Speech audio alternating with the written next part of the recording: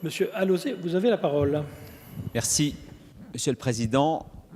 Encore une fois, et ces épisodes vont se répéter de plus en plus souvent, nous sommes confrontés à ce choc entre les questions environnementales et les questions économiques. Ces questions vont monter en puissance.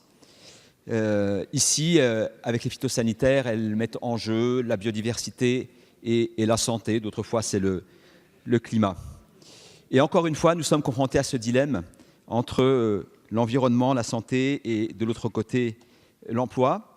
Mais on voit bien que mois après mois, année après année, le rapport de force se modifie et qu'il devient de plus en plus difficile de maintenir des emplois qui correspondent à des activités qui ont des impacts forts sur ces grandes questions environnementales. Pourquoi ? Parce que les progrès de la science amènent toujours plus de certitude à l'information et que la sensibilité de l'opinion est aussi de plus en plus forte. Et quand on croise les deux, effectivement, on voit l'évolution se faire.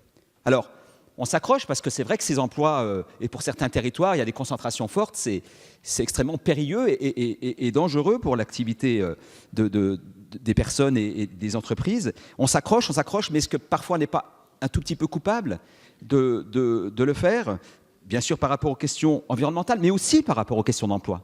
Aussi par les questions d'emploi, parce qu'on tient, et à un moment donné, il y a une goutte d'eau, un scandale, une étude qui fait basculer les choses, et du jour au lendemain, ça tombe comme un coup près sur l'emploi et sur les activités, ces emplois qu'on s'est évertué à conserver jusqu'au bout du bout, jusqu'à ce que les entreprises fassent les conversions qu'on attend d'elles depuis longtemps. Oui, parce que ça fait longtemps qu'on attend d'elles ces conversions.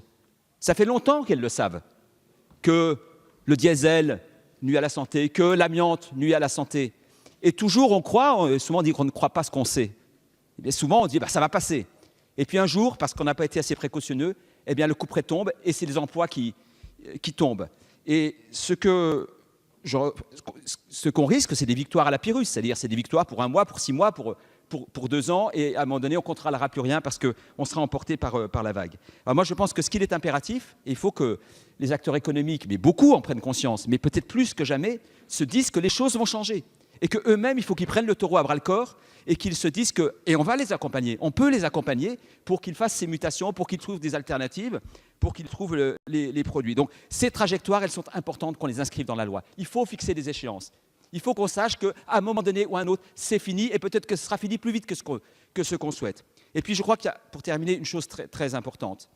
Il faut que les entreprises, vis-à-vis de leurs salariés, vis-à-vis des populations, vis-à-vis de leurs actionnaires, de leurs conseils de surveillance, fassent toute la transparence sur les risques qui les guettent, y compris les risques financiers, les risques réputationnels, les risques de responsabilité diverses et variées. Récemment, l'entreprise ExxonMobil a été condamnée par le ministère de la Justice aux États-Unis pour ne pas avoir informé ses actionnaires du risque financier qui pesait sur la valeur des actions, dans la mesure où il risquait d'y avoir des obstacles, voire des interdictions à certaines exploitations pétrolières. Donc on voit bien comment cette question-là est une question environnementale, met en danger même les entreprises, les salariés de l'entreprise et la survie même des entreprises. Donc nous avons aussi cette responsabilité d'exiger des entreprises qu'elles fassent la transparence sur les risques qu'elles encourent.